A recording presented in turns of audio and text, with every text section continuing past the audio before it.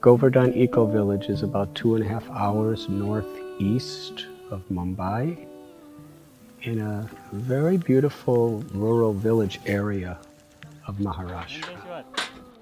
There's a very holy place in India which is considered most sacred to devotees of Krishna. It's called Vrindavan. And in that Vrindavan is a mountain named Govardhan, which represents environmental, ecological harmony with spiritual principles. This place is very special. Certainly it's unique in India and perhaps unique in the whole world. It's like a retreat center. It's like a spa. It's like an ashram. It's a place that's designed as an experiment to merge environmentalism, animal rights, and bhakti, spirituality, together, and it's working.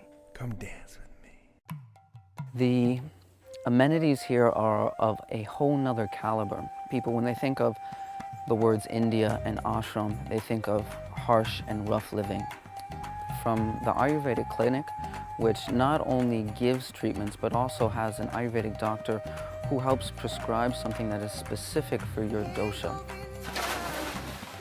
The atmosphere that is created by the founder, Radhanath Swami Maharaj, and the atmosphere that is created by the devotees who work here is palpable. You can feel it in the air. Originally, I was from Chicago. When I was 19 years old in 1970, I wanted to try to broaden my outlook of life.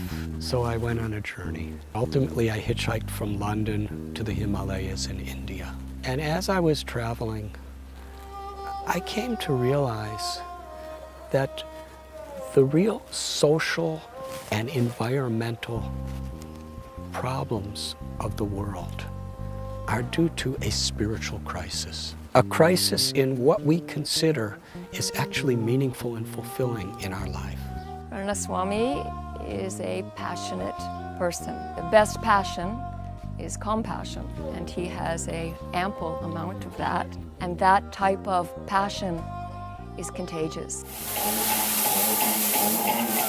Coming here and helping to doing the seva, the service, helping with the cows, helping with to weave mats, helping with make pottery.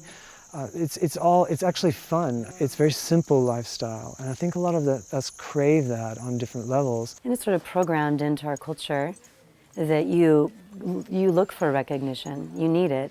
For me, being here, I see it's far more powerful to be humble. It was easy to complain about the tiny inconveniences that come with a New York City apartment. Oh, it's not big enough. Oh, the water pressure isn't great enough. When you live in a house that you see built from the ground up, every step along the way, it's very special.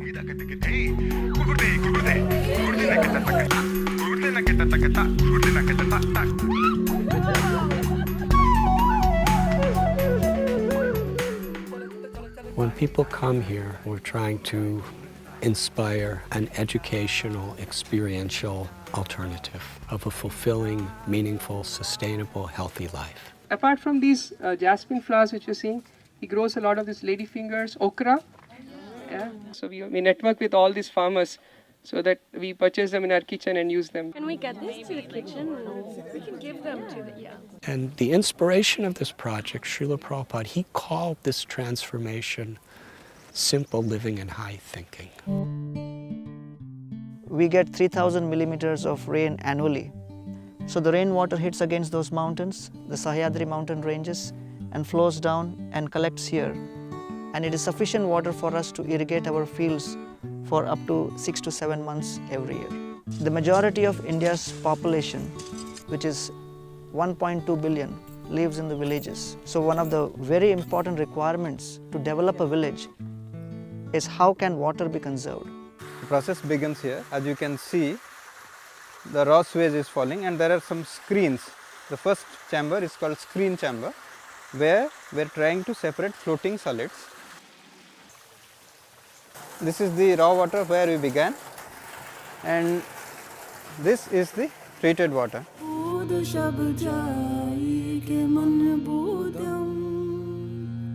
The uniqueness of this place comes from the fact that every waste is becoming a precious resource. That cow dung becomes a fertilizer for earth. He needs fire or energy for cooking his food, and therefore all of the cow dung we utilize for biogas plant. We need to make houses, so we use the same earth, and we have created 250,000 bricks. We call this a symbiotic recycling model.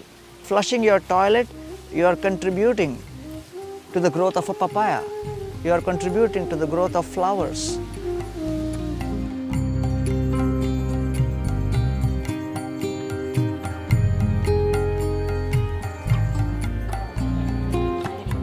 One of the greatest management gurus says that the greatest management challenge of the 21st century is managing oneself. Many corporate heads are having seminars and retreats here. And they also see alternative ways by which they could focus their own corporations and feel a real sense of responsibility to humanity. The thing I'm most compelled to do when I get home is really a seva. It's service. It gets us out of being so self-absorbed.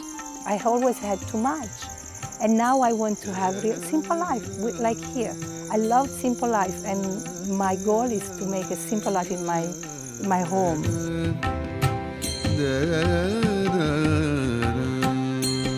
And if we just refocus our energies with these values, we could transform the world. Every step that I take, a dance for me, a dance for you.